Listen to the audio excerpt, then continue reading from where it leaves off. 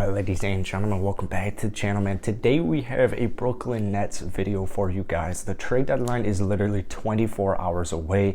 We have Brian Windhorst coming out earlier today and yesterday saying that the Nets are open to the idea of trading James Harden. And then today, this morning's earlier report from Windhorst was that James Harden is doing everything in his power to be traded.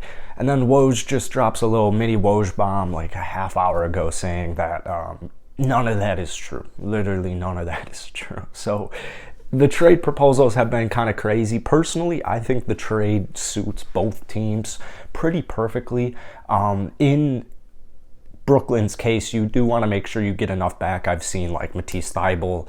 I've seen, obviously Ben Simmons, Seth Curry, Andre Drummond. I've seen, a couple of that for, literally just James Harden and probably, a filler or two. But I want to talk about the Brooklyn Nets. Before we get into this video, if you guys enjoy, hit that like button, hit that subscribe button. The Brooklyn Nets have lost 9 straight basketball games. 9 straight basketball games. Now, I understand Kevin Durant is hurt. I understand Kyrie Irving doesn't play home games. And I understand James Harden has been hurt. Last night he was sat out. But championship teams don't lose 9 straight. I mean, it really just kind of boils down to that. Championship teams don't win 9 straight basketball games. And I've seen all of these rumors about trading away James Harden, and quite honestly, it doesn't make sense to me. It does not make any sense to me. First off, if you guys have been watching my channel, you know my thoughts on the Brooklyn Nets. They'll make the playoffs. I don't think they'll make the play-in tournament. I think they'll actually be a playoff seed. I've got them still as the number 4 seed. I think they'll figure it out. Once Kevin Durant comes back, all this stuff will be kind of less chaotic. But Brooklyn needs to make some type of move. Like, they need to make some type of move, particularly for defense. But also the offense isn't that pretty when you don't have the big 3 out there. Like we saw last night, there was a possession where Patty Mills was just kind of playing like he was in a game of 2K, and he was like, Blake Griffin was like right around the 3-point lane, and he was like trying to figure out, does he want to pick? He kept going back and forth, and then Patty Mills launches a 3 and misses. And so I think that the Nets do need another piece of scoring, but I think mainly they need defense. Championship teams literally don't lose 9 straight in any way, shape, or form. No matter who is playing, no matter who isn't playing, you don't lose 9 straight basketball games, man. That isn't a championship caliber team. I've never understood all the James Harden trade talks. I don't think they should trade away James yet. I haven't fully understood why it was James Harden and not Kyrie Irving. If I'm the Brooklyn Nets, first off, I love Kyrie Irving. Like, I think Kyrie Irving is a hell of a basketball player. He's got one crazy ass handle. He's clutch. But ever since Cleveland, it just hasn't worked out for Kyrie.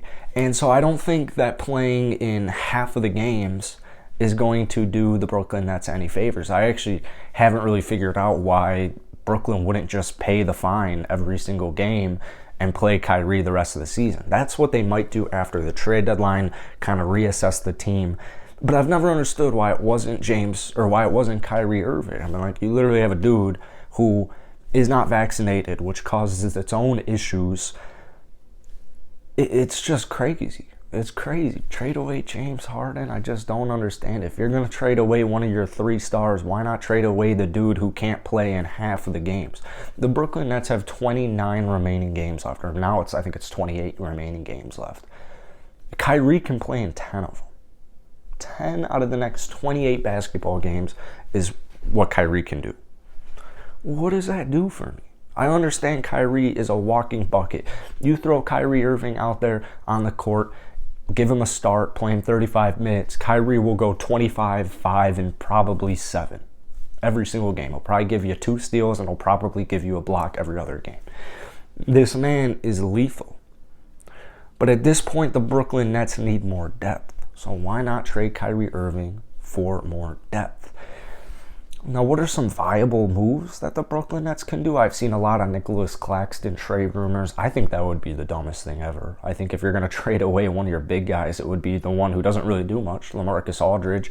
I guess that's a little harsh on LA because he's dope, but at this point in his career, if you think you're winning a championship with LaMarcus Aldridge being your starting center, going up against the Milwaukee Bucks with Giannis, going up against literally any team, I think you're mistaken.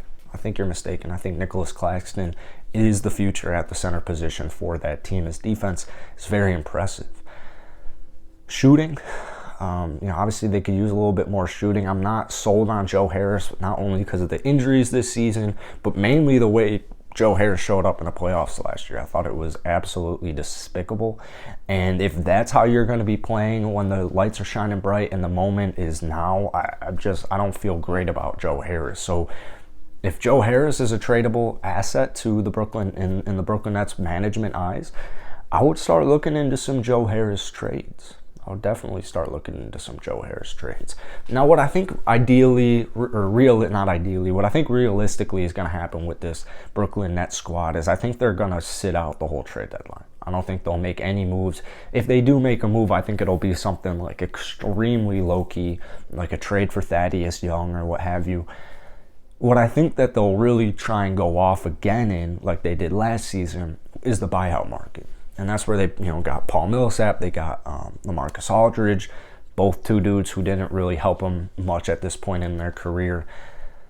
I think they'll go right back at the buyout market. Now, and I'm pinpointing two specific dudes that I actually kind of like the idea of on the Brooklyn Nets from the buyout, and it's Robin Lopez and the guy I just mentioned, Thaddeus Young. I think mainly Thaddeus Young would be a nice piece just for, you throw him on the bench or you throw him in the starting lineup, whatever you want to do, and he's going to get other guys involved. Like, he knows how to set up players. He's a phenomenal passer. He's a good rebounder. And at this point in his career, he can still score. Now, he's only played like 25 games over in San Antonio.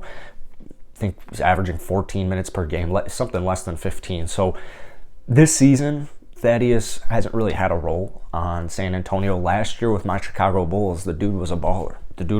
I would kill for the Bulls to sign or trade for Thaddeus Young right now. Robin Lopez, I think it's just nice to get some more rim protection, some more post defense, just get a big body presence down there. And then as far as shooting the ball goes, maybe even a guy like Terrence Ross. You go ahead, you send him a trade. It might be something stupid like Javon Carter and 2 second-round draft picks. Orlando seems like they're a little bit desperate right now to unload some of their more loftier contracts, but just guys who are a little bit older. And, further develop their nice, impressive young core. So Terrence Ross might be an option. The Nets situation is just weird, dude. It's just a weird situation. 9 straight losses. I think everybody is kind of confused. Personally, you guys know I'm not big on the Nets one bit. They're not going to win the championship. Even if they had a healthy big three, I still don't think they'll win the championship because they're lacking one critical component, and that's defense. But 9 straight losses, man, it's time to do something, and it's time to do it ASAP. So let me know down below in the comment section what you guys want the Brooklyn Nets to do at the trade deadline or even in the buyout market. Hit the like button, hit that sub button as always. I'll see you guys later.